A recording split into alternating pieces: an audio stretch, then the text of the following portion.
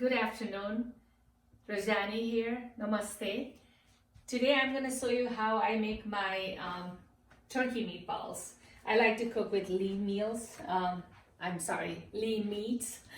My meals with lean meats. So I usually buy this, extra lean ground turkey, a pound of that.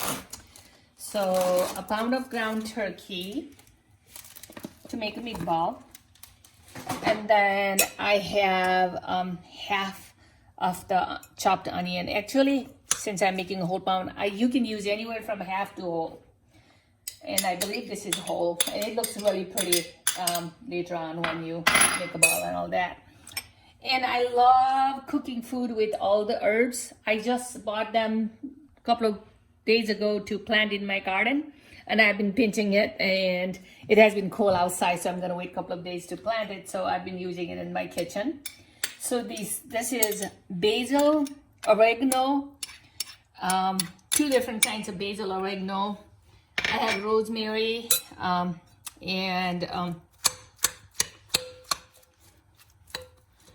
then I'm gonna use about 5 or 6 different cloves of garlic right there. I pounded it together, and then I use definitely, it's easy to bind it when you have olive oil. So I'm definitely gonna use 2 tablespoons of olive oil. The whole meatball is gonna be steamed, so you do not have to worry about the grease. And my main binding ingredients is half a cup of still cut 100% whole grain oatmeal, small flakes, which is instant. And then this is just for the prettiness. It looks pretty with the tomato. Of course, you're gonna use a tablespoon of salt, but you can do more if you think that you need a little more.